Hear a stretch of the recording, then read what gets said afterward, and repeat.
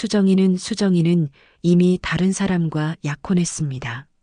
서울에서 공부하는 동안 부모님이 정해주신 분이 계셨거든요. 한 달 전에 혼인을 치렀어요. 어머니의 말에. 정우는 세상이 무너지는 것 같았습니다. 수정이. 결혼했다고요? 그럼 지금까지 자신이 기다린 시간은 무엇이었을까요? 수정이가 뭔가 전해달라고 한 말이 있나요? 떨리는 목소리로 물었지만 어머니는 고개를 저었습니다. 정우는 돌아서서 걸었어요. 발걸음이 무거웠습니다. 기차역까지 가는 길이 끝없이 멀게 느껴졌죠.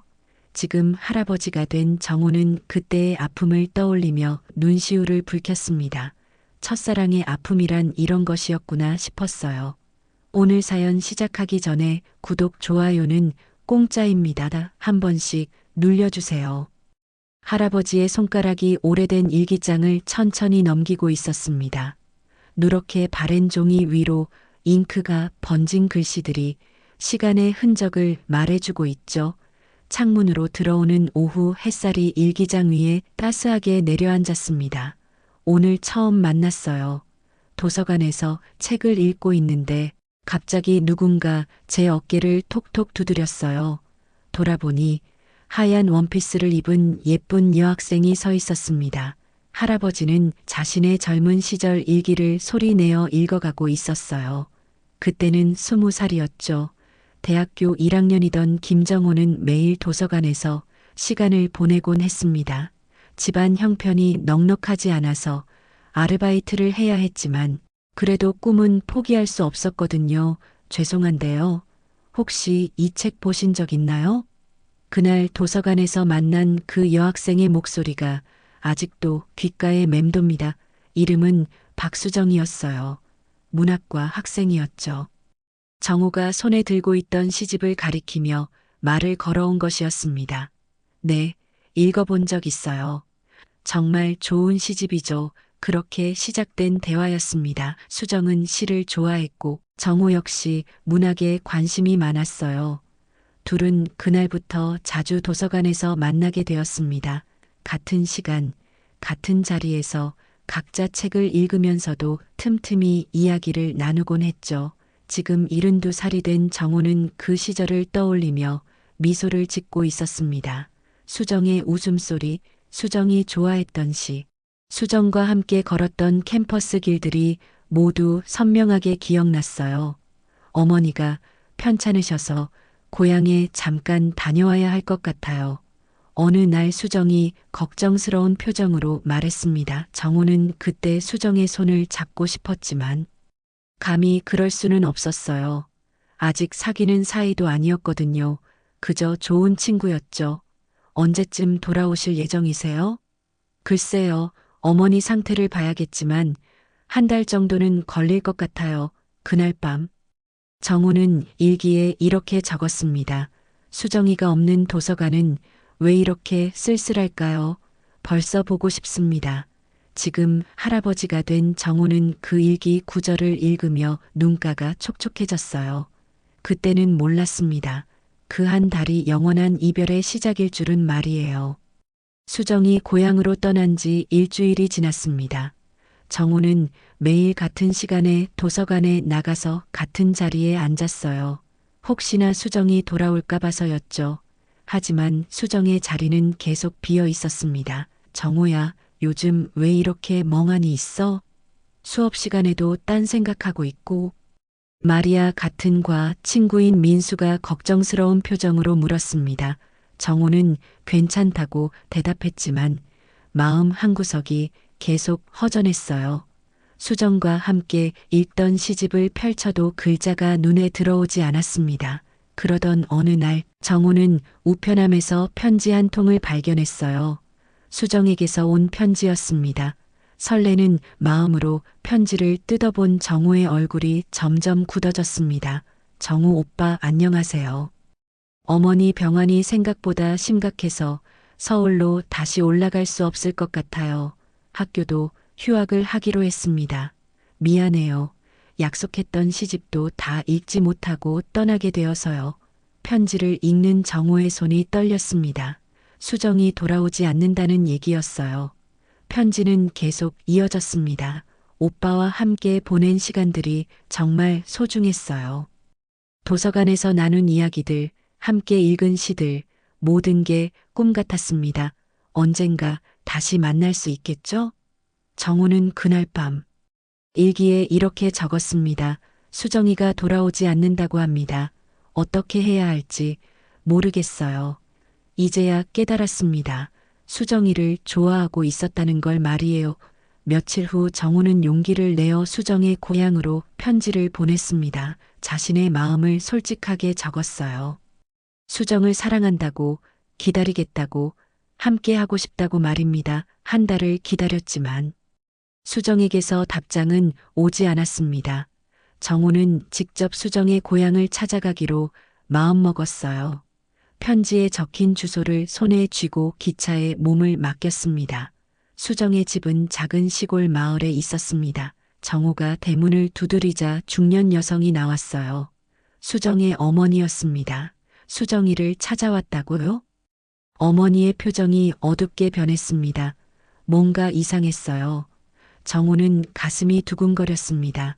수정이는 이미 다른 사람과 약혼했습니다. 서울에서 공부하는 동안 부모님이 정해주신 분이 계셨거든요. 한 달 전에 혼인을 치렀어요. 어머니의 말에 정우는 세상이 무너지는 것 같았습니다. 수정이 결혼했다고요?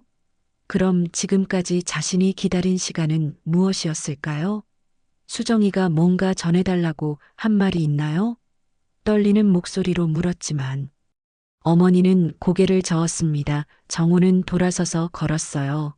발걸음이 무거웠습니다. 기차역까지 가는 길이 끝없이 멀게 느껴졌죠. 지금 할아버지가 된 정우는 그때의 아픔을 떠올리며 눈시울을 붉혔습니다. 첫사랑의 아픔이란 이런 것이었구나 싶었어요. 미나는 정우를 볼 때마다 환하게 웃었어요. 정우도 미나가 점점 더 예뻐 보였습니다. 수정과 닮은 눈을 가진 아이였지만 천진난만한 모습이 정우의 마음을 따뜻하게 만들었어요. 미나야, 오늘은 어떤 책을 읽을까? 공주님 책이요. 아저씨가 읽어주면 더 재밌어요. 정우는 미나와 함께 시간을 보내면서 아버지가 된 기분을 느꼈습니다. 아이와 함께하는 시간이 이렇게 소중한 것인지 처음 알았어요. 한편 수정은 정우에게 조금씩 마음을 열기 시작했습니다. 이혼 후 아무에게도 의지하지 않고 혼자 살아왔는데 정우가 나타나면서 마음이 한결 편해졌어요. 오빠 정말 고마워요. 미나도 오빠를 많이 따르고 있어요. 나도 미나가 좋아. 정말 예쁜 아이야. 어느 날 정우는 수정에게 제안했습니다. 수정아, 우리 서점 손님들을 위한 독서 모임을 만들어 보는 게 어때? 내가 출판사에서 일하니까 좋은 책들도 소개해 줄 수 있고. 수정의 눈이 반짝였습니다. 그녀도 예전부터 그런 모임을 만들고 싶었거든요. 정말 좋은 생각이에요. 하지만 내가 진행할 수 있을까요? 물론이야. 수정이만큼 책을 사랑하는 사람이 어디 있어? 그렇게 시작된 독서 모임은 큰 성공을 거두었습니다. 매주 토요일마다 서점에 사람들이 모여들었고 수정의 서점은 동네 명소가 되었어요. 수정도 점점 밝아졌습니다. 하지만 모든 일이 순조롭지만은 않았습니다. 어느 날 미나의 전 남편이 갑자기 서점에 나타났어요. 정우가 마침 서점에 있을 때였습니다. 수정아, 오랜만이네. 키가 크고 잘생긴 남자였지만 눈빛이 차가웠어요. 미나는 아빠를 보자 수정 뒤로 숨었습니다. 왜 왔어요? 더 이상 할 말 없다고 했잖아요. 수정의 목소리가 떨리고 있었습니다. 정우는 긴장했어요. 미나 보러 왔지. 내 딸인데 볼 권리 정도는 있잖아. 법정에서 양육권 사람입니다. 정우의 말에 모두가 깜짝 놀랐습니다. 수정도, 미나의 아버지도 정우를 바라보았어요. 지키고 싶다고? 웃기는 소리. 한해. 수정아, 이 남자 뭐야? 설마 결혼할 생각이야? 수정은 대답하지 못했습니다. 정우와 결혼에 대해서는 생각해 본 적이 없었거든요. 그게 아니라면 왜 남의 일에 끼어들어요?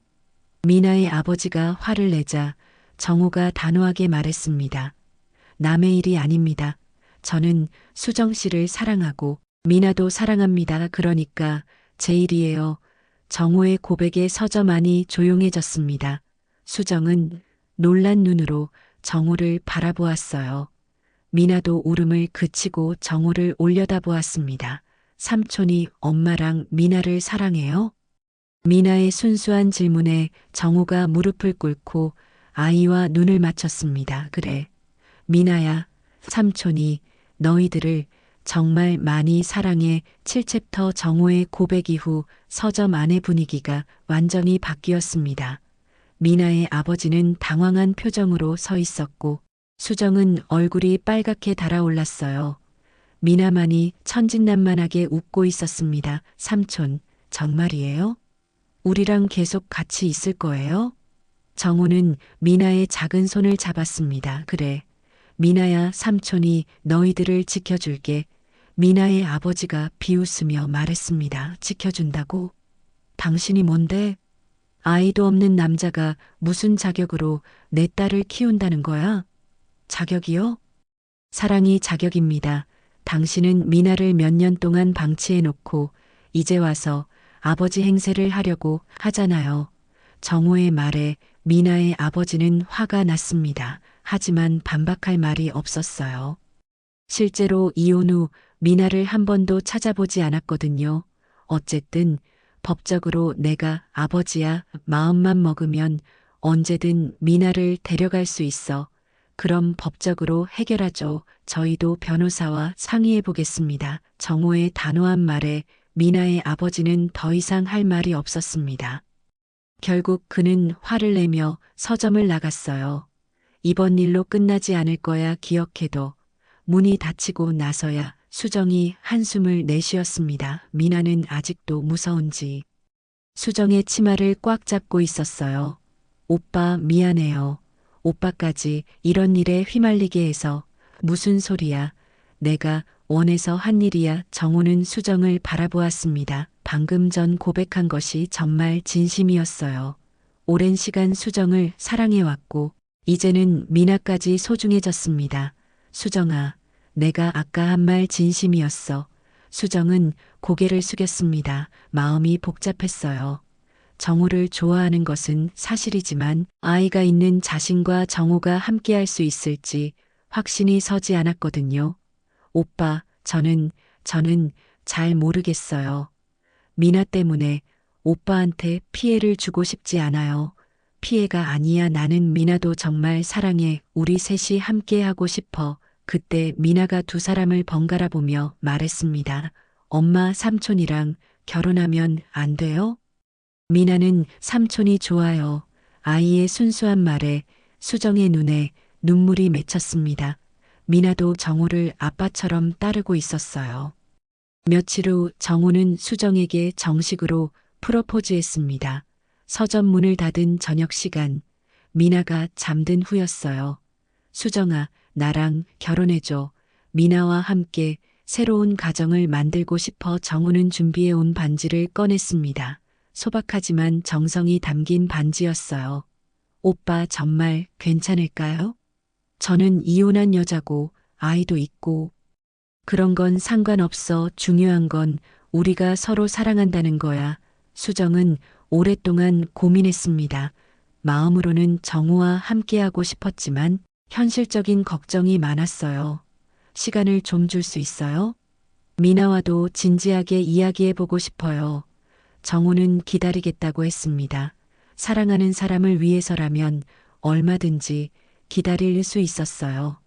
일주일 후 수정이 답을 주었습니다. 오빠, 미나와 이야기해봤어요. 미나도 오빠랑 가족이 되고 싶다고 해요. 저도 오빠와 함께하고 싶어요. 정호는 기뻐서 수정을 껴안았습니다. 오랜 기다림 끝에 마침내 사랑하는 사람과 함께할 수 있게 된 것이었어요. 고마워. 수정아, 정말 고마워. 그날 밤 정호는 일기에 이렇게 적었습니다. 드디어 수정이와 함께할 수 있게 되었습니다. 미나까지 우리 가족이 되는 거죠. 이런 행복이 있을 줄 몰랐어요. 결혼 준비는 소박하게 진행되었습니다. 두 사람 모두 화려한 것보다는 진실한 마음이 더 중요하다고 생각했거든요. 가족과 가까운 친구들만 초대해서 작은 결혼식을 올리기로 했어요. 하지만 결혼식을 앞두고 예상치 못한 일이 벌어졌습니다. 미나의 아버지가 법원에 양육권 변경 신청을 한 것이었어요. 갑작스러운 소식에 수정과 정호는 당황했습니다. 오빠 어떻게 하죠? 미나를 빼앗기면 안 되는데. 괜찮아. 수정아, 우리가 이길 거야. 미나에게는 우리가 더 좋은 환경을 만들어줄 수 있어.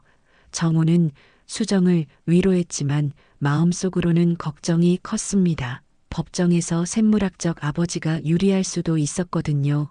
변호사와 상담한 결과 희망적인 소식을 들었습니다. 미나의 아버지가 그동안 양육비도 주지 않았고 아이를 돌보지도 않았다는 것이 유리한 증거가 될 수 있다는 것이었어요.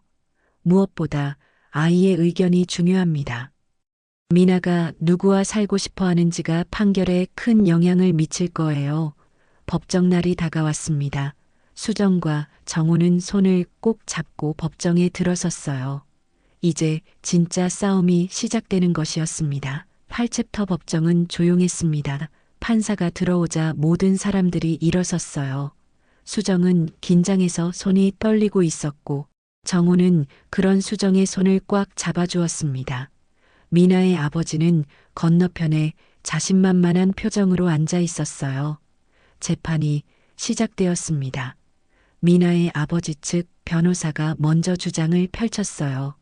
친부가 양육권을 되찾고자 하는 것은 당연한 권리입니다. 경제적 능력도 충분하고 재혼할 예정인 여성도 아이를 좋아합니다. 하지만 수정 측 변호사의 반박이 이어졌습니다. 신청인은 이혼 후 3년 동안 아이를 한 번도 만나지 않았고 양육비도 지급하지 않았습니다. 반면 현재의 양육자는 아이를 정성스럽게 키우고 있으며 곧 결혼할 예정인 남성도 아이를 친자식처럼 사랑하고 있습니다. 증거 자료들이 제출되었습니다. 수정이 미나를 키우면서 찍은 사진들, 병원 진료 기록, 서점에서 미나와 함께 보낸 시간들을 보여주는 자료들이었어요. 정호가 미나와 함께 찍은 사진들도 있었습니다. 가장 중요한 순간이 왔습니다. 미나가 법정에 들어온 것이었어요. 5살 아이에게는 너무 무거운 자리였지만 미나는 용감하게 걸어 들어왔습니다. 판사가 부드러운 목소리로 물었습니다. 미나야, 무섭지 않니? 조금 무서워요. 하지만 엄마랑 삼촌이 있어서 괜찮아요. 미나는 누구와 살고 싶니? 미나는 잠시 망설였습니다. 그리고 아빠를 바라보더니 다시 수정과 정호를 바라보았어요. 엄마랑 삼촌이랑 살고 싶어요. 삼촌이 미나한테 책도 읽어주고 아플 때 병원도 데려가주고 정말 좋아요. 아빠는 어떠니? 아빠는 미나를 잘 모르는 것 같아요. 미나가 뭘 좋아하는지도 모르고 같이 놀아본 적도 없어요. 미나의 솔직한 대답에 법정이 조용해졌습니다. 미나의 아버지는 당황한 표정이었어요. 판사가 다시 물었습니다. 그럼 미나는 정말 엄마와 삼촌과 함께 살고 싶은 거니? 네. 우리는 가족이에요. 삼촌이 미나의 새 아빠가 될 거예요. 미나의 말에 수정의 눈에서 눈물이 흘러내렸습니다. 정호도 가슴이 뭉클했어요. 재판은 1시간 정도 더 계속되었습니다. 양쪽의 주장을 들은 판사가 최종 판결을 내렸어요. 아이의 복리가 최우선이어야 합니다. 현재 양육자인 어머니와 함께 살면서 안정적인 환경에서 자라고 있는 아이를 갑작스럽게 다른 환경으로 옮기는 것은 아이에게 해가 될 수 있습니다. 따라서 양육권 변경 신청을 기각합니다. 수정과 정호는 서로를 끌어안았습니다. 드디어 이겼어요. 미나도 엄마 품에 뛰어들었습니다. 엄마, 우리가 이긴 거예요? 그래, 미나야, 우리가 계속 함께 살 수 있게 되었어. 법정을 나오면서 미나의 아버지가 수정에게 다가왔습니다. 수정아, 미안해. 내가 잘못 생각했나 봐. 괜찮아요. 미나가 행복하면 되는 거니까요. 수정은 원망하지 않았습니다. 이제는 모든 일이 잘 해결되었으니까요. 한 달 후, 수정과 정우는 작은 결혼식을 올렸습니다. 미나가 꽃잎을 뿌리며 앞장서서 걸었어요. 웨딩드레스를 입은 수정은 그 어느 때보다 아름다웠습니다. 이제 정말 가족이 되었네요. 그래. 우리 셋이 진짜 가족이야. 결혼식 후 세 사람은 새 집으로 이사했습니다. 서점도 더 큰 곳으로 옮겨서 독서 모임도 확대했어요. 정호는 출판사를 그만두고 수정과 함께 서점을 운영하기로 했습니다. 몇 년 후 미나에게 동생이 생겼습니다. 정우와 수정 사이에 태어난 아들이었어요. 미나는 동생을 무척 예뻐했습니다. 아빠, 동생이 울어요. 이제 미나는 정우를 아빠라고 불렀습니다. 정우가 정식으로 미나를 입양했거든요. 미나야, 동생 달래주자. 정우는 아이들을 돌보며 행복해했습니다. 수정도 마찬가지였어요. 오랜 기다림과 시련 끝에 마침내 진정한 행복을 찾은 것이었습니다. 지금 72살이 된 정우는 그때의 일기를 읽으며 미소 짓고 있습니다. 수정과 함께 보낸 40년이 꿈같이 행복했어요. 미나는 이제 어른이 되어 자신의 가정을 꾸리고 있고 아들도 결혼해서 손자까지 낳았습니다. 여보, 뭘 그렇게 보고 있어요? 수정이 차를 들고 들어왔습니다. 이제 머리가 하얗게 새었지만 여전히 아름다운 사람이에요. 옛날 일기를 보고 있었어. 우리 처음 만났을 때 말이야. 그때가 벌써 50년도 더 전이네요. 수정이 정우 옆에 앉았습니다. 두 사람은 함께 일기를 들여다보았어요. 정말 행복했지. 우리? 네, 정말 행복했어요. 창밖으로 석양이 지고 있었습니다. 긴 여행 같았던 삶이었지만 사랑하는 사람과 함께여서 모든 것이 아름다웠어요. 첫사랑이 마침내 영원한 사랑이 된 것입니다.